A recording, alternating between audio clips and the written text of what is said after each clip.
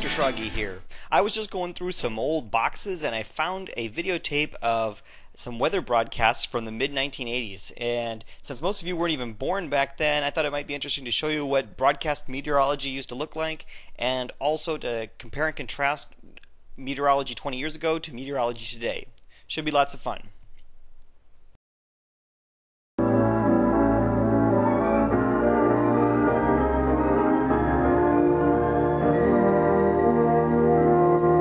Everyone, and welcome to AM Weather. I'm Joan Bonham. Good morning, I'm Wayne Winston. Past 24 hours, we've seen thunderstorms spread over the west. AM Weather.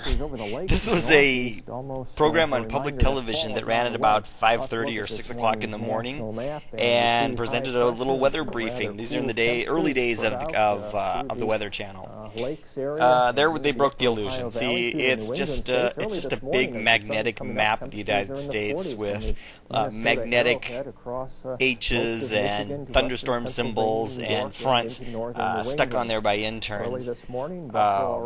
They never ever stand in front of the map, so you have no idea, is this a tiny little map? Is this a great big map? I have no idea. If it's a big map, that is one heck of a big pointer. That's all I gotta say.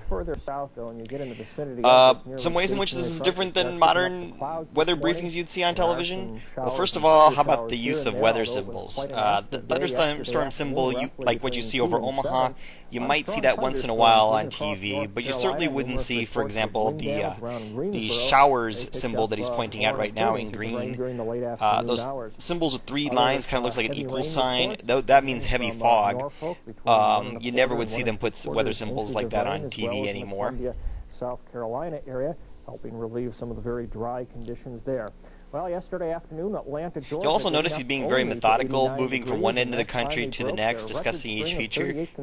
You hardly ever see that kind of weather briefing on television anymore, where they're so methodical about how they discuss features geographically. Possibly what's most amazing about this, of course, is the fact that it's so long. I mean, we've already been playing for over 2 minutes on this, and I mean, most 10 o'clock news type weather discussions are only a minute or two long. It's hard to believe that we're just barely getting started on this long discussion from AM Weather. Around the Chadron and Crawford areas of Nebraska. Thunderstorms developed also throughout the mountain states and the Intermountain region. Some of these.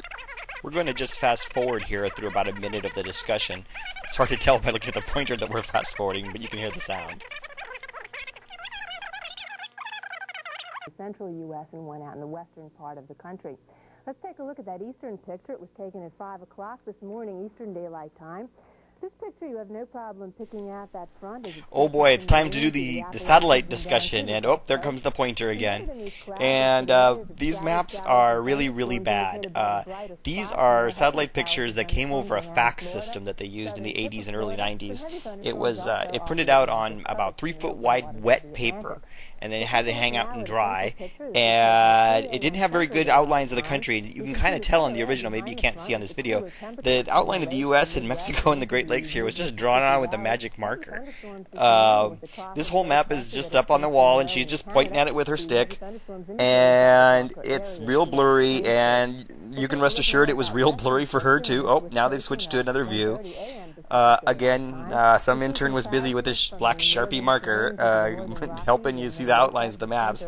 This is pretty painful stuff. Some areas of showers and thunderstorms early this morning. More clouds, a few showers and thunderstorms also from the plateau down into the southwest. Skies are mostly fair in the far west, but we do find some low clouds again hugging the Pacific coast.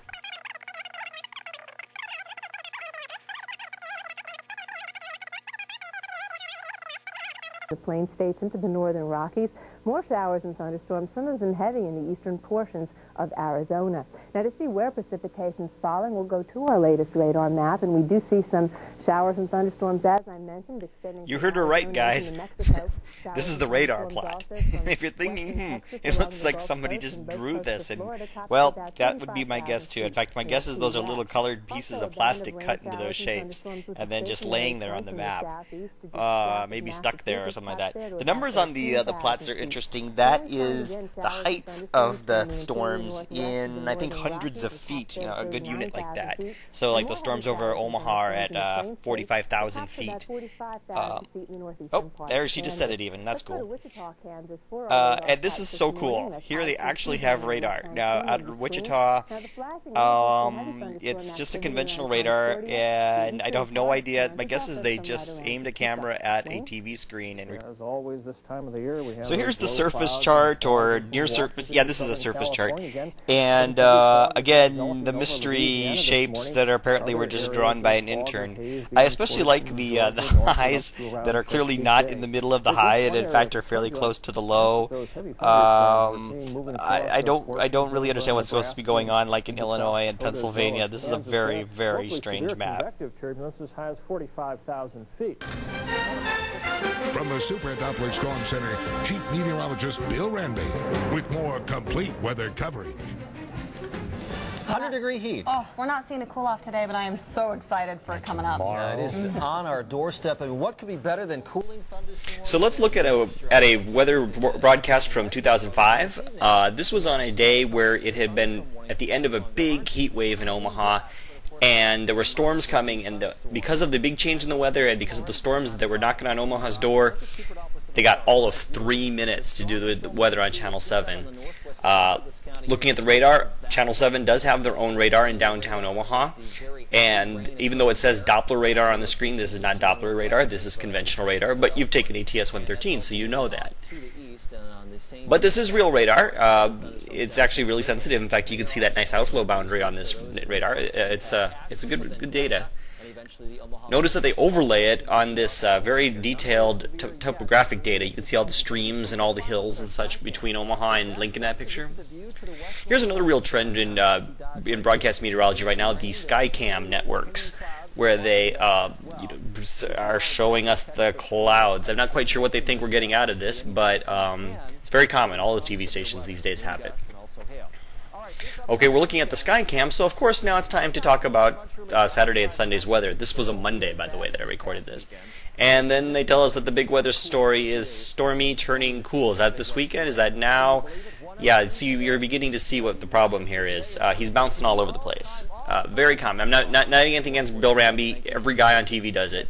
But they are nowhere near as organized as those meteorologists were on TV 20 years ago. They're showing us some observations around the area. Notice it's very regional. Sometimes, of course, they will pan out and show cities around the country in sort of a travel forecast, but not on this broadcast. Okay, this is a satellite radar composite of a 24 hours or some such thing, maybe 12-hour loop. You'll notice that this satellite picture is not really a lot better than what we were looking at 20 years ago. You're probably thinking you've seen lots of better satellite pictures in this class, and you're right. TV satellite pictures are just terrible. They have a hard time presenting the data in ways that the public will understand. This is a simple model that the TV station is running to make this forecast here. Obviously, that was not done 20 years ago. They didn't have the computer power for it. You can see it's all PowerPoint, it's all icons, no weather symbols, it's all just clip art. Simple little animations, very, very different in style from what you would see 20 years ago.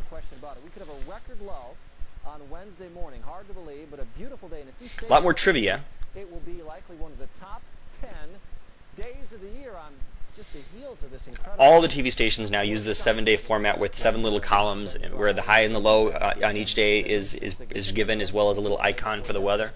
Very common in modern broadcast meteorology. We'll, of course, have to watch the storms here this evening, and that's our first priority. All right, thanks a lot. You know, now that I see both of those broadcasts, I think I like the old AM weather broadcast better. I grew up on a farm, and every morning my dad would get up and he would make us all watch. We would all watch AM weather while eating breakfast. You know, I don't think it influenced me at all. This has been Dr. Shraggy, copyright 2005.